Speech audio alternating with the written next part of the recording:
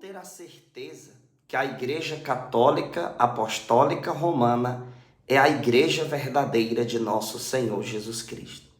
Querido povo de Deus, sejam muito bem-vindos aqui a esse vídeo de evangelização. Eu sou Daniel Silveira, ex-protestante, que hoje sou católico apostólico romano. Uma pessoa enviou uma mensagem para mim perguntando: Daniel, como você, ex-protestante que é, e hoje católico apostólico romano, teve a certeza que a Igreja Católica Apostólica Romana, de fato, é a Igreja de nosso Senhor Jesus Cristo? E eu vou responder essa pergunta agora para essa pessoa e para cada um de vocês que me acompanham nas redes sociais. Querido povo de Deus, para que eu pudesse ter a certeza, também biblicamente, que a Igreja Católica Apostólica Romana, de fato, é a Igreja de Jesus Cristo, a verdadeira igreja, não foi fácil. Eu tive que me esforçar para realmente estudar a Igreja Católica. O problema é que muitas pessoas escutam falar sobre a Igreja Católica na boca de pessoas que não são católicas. Pastores protestantes, ateus e etc. Pessoas mundanas. E acabam que falando de uma igreja católica inexistente. O que foi que aconteceu? Quando eu ainda estava no protestantismo, eu resolvi estudar a Igreja Católica na intenção de atacá-la mais ainda e desmascarar suas mentiras. Era assim que eu pensava. Poxa, vou estudar aqui a fundo a Igreja Católica para mim desmascarar mais ainda a Igreja Católica nos cultos que eu for pregar. E o que foi que aconteceu? Aconteceu justamente o que está escrito no Evangelho de São João, capítulo 8, versículo 32. E conhecereis a verdade, e a verdade vos libertará. Veja, o conhecimento ele gera a libertação. E eu me libertei de todas aquelas opiniões sobre a Igreja Católica que eu andei escutando nos cultos e por parte de pessoas que não conheciam de fato a Igreja Católica. E eu peguei o catecismo da Igreja Católica e fui estudar a fundo. E o início da minha mudança foi quando eu passei a entender os 3 pilares da fé católica. Entendendo os 3 pilares, todo o resto fica confirmado. Por quê? Porque a nossa fé tem esses 3 pilares: a Sagrada Tradição, a Sagrada Escritura e o Sagrado Magistério. E eu comecei a buscar na Palavra de Deus, de forma profunda, a entender melhor sobre o que de fato a Igreja Católica ensina. E eu tive aqui na própria Bíblia a confirmação que a Igreja Católica é a Igreja verdadeira. Ah, Daniel, mas aí você está sendo intolerante e religioso, dizendo que todas as outras igrejas são falsas e rebeldes? Ora, meus irmãos, nós precisamos entender, se estamos falando de um único Deus verdadeiro, precisamos reconhecer que há uma única doutrina verdadeira, há uma única igreja verdadeira. Ora, se 2 instituições, falando de uma única pessoa, elas falam de forma diferentes, uma tem que estar certa e a outra tem que estar errada. Eu sei que para a mentalidade relativista que hoje em dia existe, isso pode parecer agressivo demais. Mas, meus irmãos, o fato é que só existe uma única igreja verdadeira. Igreja esta que não pode ser uma protestante, até porque a primeira denominação protestante chegou com mais de 1.500 anos de atraso na história do cristianismo. Ora, quando a primeira denominação protestante nasceu, já existia uma igreja há mais de 1.500 anos. E que igreja é essa? É a Igreja Católica. Alguns vão dizer que não é. Lá na Bíblia fala da igreja primitiva. Ora, meus irmãos, mas a igreja primitiva é a Igreja Católica. Ela tem história para isso e a confirmação é nítida na própria Sagrada Escritura. Por exemplo, se você pegar a sua Bíblia em Efésios capítulo de número 4, versículo de número 5, lá vai dizer assim: há um só Senhor, uma só fé, um só batismo. Ora, se há um só Deus, a definição sobre esse Deus, a argumentação sobre esse Deus tem que ser uma. E não várias, como há no protestantismo, mais de 36 mil denominações protestantes, se é que é esse número apenas, mas é muito mais do que isso, porque todos os dias nascem denominações protestantes com argumentações diferentes umas das outras. Nós precisamos entender que o Espírito Santo não é contraditório.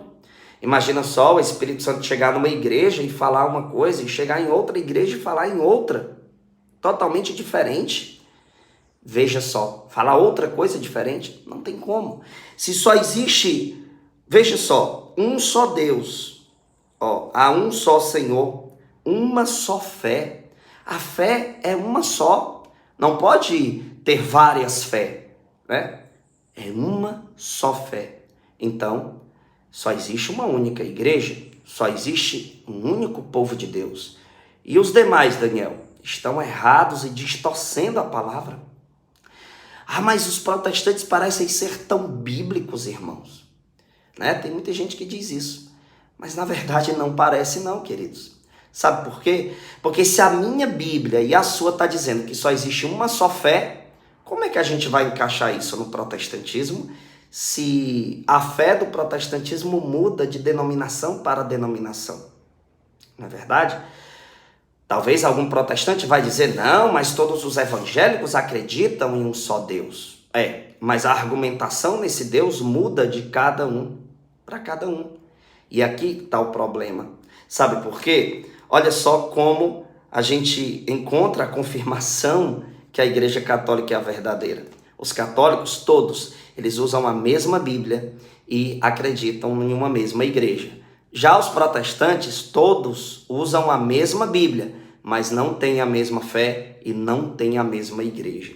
Se você pegar 1 Coríntios capítulo 1, versículo de número 10, vai abominar o protestantismo de forma clara.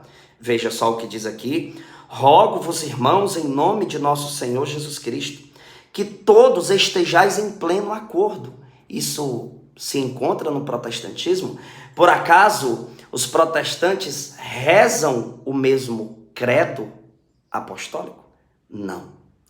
Já nos católicos existem algumas discussões teológicas em assuntos disputáveis. Isso é absolutamente normal. Mas não em doutrina, não em dogma, não em questão dos 3 pilares da fé católica. No protestantismo não existe um credo apostólico. Por isso, o protestantismo não pode vir do Espírito Santo, pois o Espírito Santo não é contraditório. E Paulo diz aqui, 1 Coríntios 1,10, rogo-vos, irmãos, em nome de nosso Senhor Jesus Cristo, que todos estejais em pleno acordo e que não haja entre vós divisões. Vivei em boa harmonia no mesmo espírito e no mesmo sentimento. Veja, quando eu fui encontrando esses versículos, as escamas foram caindo dos meus olhos e eu fui me desligando do protestantismo.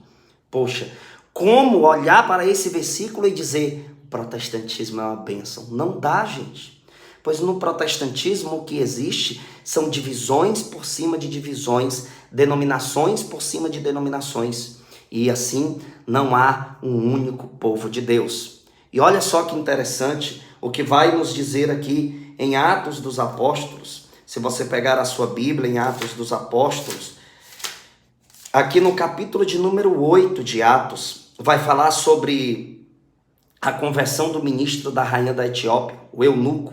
Os protestantes dizem que a Bíblia se autoexplica e isso é uma mentira. Nós precisamos do magistério da igreja para nos explicar a Sagrada Escritura, como bem ensina o Catecismo da Igreja Católica no número 85. A Bíblia sozinha não se autoexplica. Nós precisamos do magistério. Quer ver a prova disso? Atos 8, do versículo 30 ao 31. Filipe aproximou-se e ouviu que o eunuco lia o profeta Isaías e perguntou-lhe, porventura entendes o que estás lendo? Respondeu-lhe, como é que posso? Se não há alguém que me explique. E rogou a Filipe que subisse e se sentasse junto dele. Veja que o próprio eunuco disse, não tem como eu entender se não tem quem me explique. Quem tem autoridade para nos explicar a Sagrada Escritura? A igreja. 1 Timóteo 3,15 diz que a igreja é coluna e sustentáculo da verdade. E essa igreja é conduzida pelo Espírito Santo através dos seus pastores. Tanto é que aqui em Atos dos Apóstolos, se você pegar aí na sua Bíblia, Atos dos Apóstolos, deixa eu encontrar aqui, capítulo de número 16, do versículo 4 ao 5, vai dizer assim: nas cidades pelas quais passavam, ensinavam que observassem as decisões que haviam sido tomadas pelos apóstolos e anciãos em Jerusalém. Assim, as igrejas eram confirmadas na fé e cresciam em número dia a dia. Perceba que aqui precisava de uma confirmação. As igrejas eram confirmadas a partir do momento que elas aceitavam, de fato, as decisões tomadas pelos apóstolos, ou seja, as decisões tomadas pelo magistério da igreja. Por isso que nós católicos obedecemos a sagrada tradição, a sagrada escritura e o sagrado magistério. Eu tenho muitos outros argumentos para falar sobre isso. Me acompanhe no Instagram, no YouTube. Você procura Missionário Daniel Silveira, se inscreve lá no meu canal. No Instagram, Daniel Marreta Oficial, porque colocaram esse apelido em mim, Marreta dos hereges, né? Ou seja, destruindo as heresias. Me acompanha lá, tem muito conteúdo para você. E você que ainda não comprou o nosso material, um preço extremamente acessível, fala comigo nesse WhatsApp. E peço a você também, que puder contribuir financeiramente com os nossos trabalhos caritativos, doações a partir de R$1, fala comigo também nesse WhatsApp, que eu digo para você como ser um contribuinte da nossa missão. Que Padre Cícero interceda por nós. Amém. Até a próxima e compartilha.